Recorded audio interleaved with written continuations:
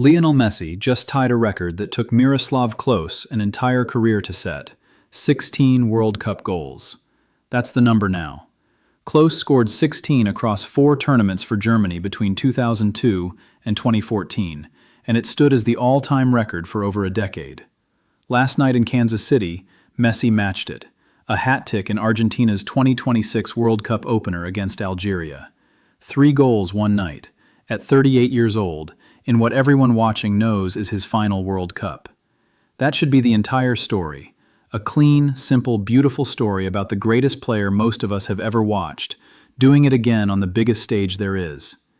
It isn't the entire story, because this match produced something else too. A VR controversy that has split football opinion across 3 continents within hours of the final whistle. And a tackle that some of the most respected voices in the sport are saying should have ended Messi's night far earlier than it did. Let's go through exactly what happened, because the goals deserve to be celebrated properly, and the controversy deserves to be examined honestly, without exaggerating it into something it isn't, and without pretending it isn't there at all. Arrowhead Stadium in Kansas City, Argentina's opening match of their World Cup defense. And the game started about as fast as a World Cup opener can start.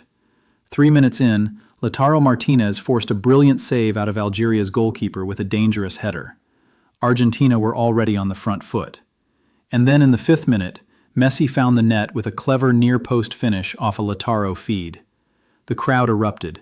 The flag went up offside. The goal didn't count. 2 minutes later, Algeria responded in spectacular fashion. Faris Shai came off the left wing and slipped a finish past Emiliano Martinez at the near post. For about 60 seconds, the away end and Algerian fans throughout the stadium were in raptures. Algeria had silenced the Argentine crowd and leveled what felt like the opening blow. Then V intervened offside, ruled by the slimmest of margins after the ball had come off the boot of Algeria's Ibrahim Maza in the build-up. The goal was chalked off. 2 disallowed goals in the opening 7 minutes, 1 for each side, both for offside, both reviewed by V, both close calls. That's simply elite-level football at a World Cup. Fine margins, fast decisions, and the kind of tight calls that the offside law has always produced, technology or not. The match settled from there, and Messi took over. He scored to make it 1-0 properly.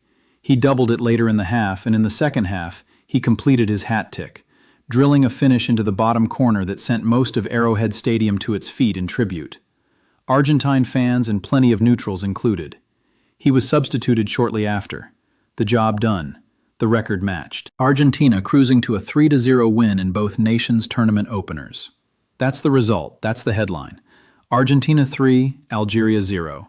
Messi level with Klose on 16 World Cup goals. The outright record now firmly in his sights for whatever games Argentina have left to play. Now, here's the part of the match that has generated the controversy. After his first goal in a passage of play before he'd completed the hat-trick, Messi went into a challenge on Algeria's Aissa Mandi. Footage of the incident has circulated widely since the final whistle, and it's become its own talking point, arguably a bigger one in some corners of football social media than the hat-trick itself. What the footage appears to show is a tackle that catches Mandi on the lower leg with what looks like a stud first contact. Mandi needed attention afterward. The referee allowed play to continue. No card was shown, not a yellow, and certainly not a red. That's the part driving the debate.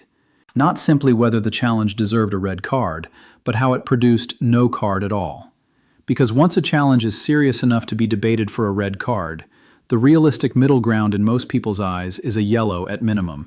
A clean pass with no card shown is the outcome that's left commentators and fans genuinely surprised. Reaction has been strong and split. On social media, you'll find supporters of the decision arguing the contact, while careless, didn't meet the threshold of excessive force that referees are instructed to look for a sending off. You'll find others, including some recognizable football voices, arguing the opposite, that the nature of the contact studs into the leg with the resulting knock to Mandi was exactly the kind of incident that has produced red cards for far less prominent players in far less prominent matches. 2 respected former referees speaking on Brazilian broadcast coverage of the tournament took opposing views on air. One argued the challenge warranted a straight red, describing it as serious foul play that endangered an opponent's safety, and pointing out that similar incidents have produced sendings off before. The other disagreed on the severity, saying the challenge merited a yellow card for not taking the opponent's safety into account, but stopped short of red because in his reading, excessive force wasn't quite present, while still concluding the referee got it wrong by not showing any card whatsoever. That's the most useful way to frame this. Not as a settled fact that Messi should have been sent off, not as a confirmed scandal, but as a genuine live argument among people who watch and analyze refereeing decisions for a living, with informed opinion landing in different places. Yellow, at minimum, being the most common ground, red being the more serious end of the debate, and no card at all being the outcome almost nobody is defending. It's also worth being honest about what's swirling around this on social media beyond that core debate. There's no shortage of claims flying around, some sourced to specific names, some not. Some translated and reshared so many times that the original context is hard to verify. The honest position is this: the tackle happened. It's on camera. Reasonable football people disagree about whether it warranted a card and which one, and no card was shown. Beyond that, treat anything claiming to be an official confirmed quote or a guaranteed fact with appropriate caution until it's been verified by reliable named sources. Here's where it's worth stepping back, because this isn't the first time a Messi-related officiating decision has generated this kind of heat, and it won't be the last. Messi himself has clashed with officials before. He's used the word corruption after a red card at the Copa America in 2019. He's questioned V decisions at previous tournaments. Argentina's relationship with referee and controversy isn't new, and neither is the broader football conversation about whether superstar players get more lenient treatment from officials than everyone else on the pitch. That's a real ongoing debate in the sport, not something invented for this match. Whether it applied specifically here is something every viewer is entitled to judge for themselves, watching the same footage everyone else is watching. What isn't really in question is the football itself. Algeria, for a team many had written off before a ball was kicked, competed. Their disallowed goal in the 7th minute was a genuinely brilliant team move, and for a minute, their fans believed they'd leveled a World Cup match against the defending champions.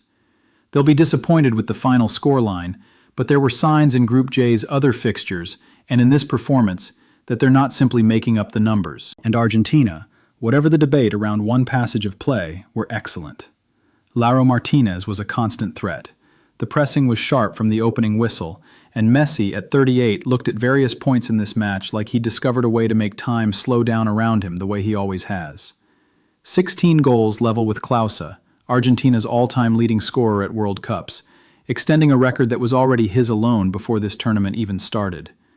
Whatever else gets debated about this match in the days ahead, that part of the story is simply remarkable and deserves to be remembered as such. So where does this leave Group J? Argentina topped the table after match day 1, goal difference emphatically in their favor. Algeria will regroup, and on the evidence of their disallowed goal, they have enough quality to cause problems for Austria and Jordan in their remaining group games. Nothing about one defeat, even by 3 goals, should write off a team that played that well in patches.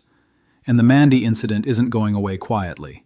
Expect FIFA's disciplinary process, if review bodies choose to look at it retrospectively, which does happen with incidents that go unpunished in real time, to be a story in itself over the coming days.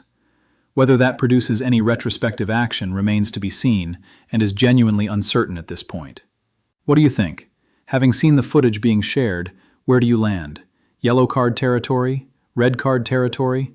Or do you think the referee and V simply got the call right by showing nothing at all? And separately, completely apart from any of that, how many more goals do you think Messi adds to that record before this tournament is finished? Leave it in the comments. Both questions are worth a proper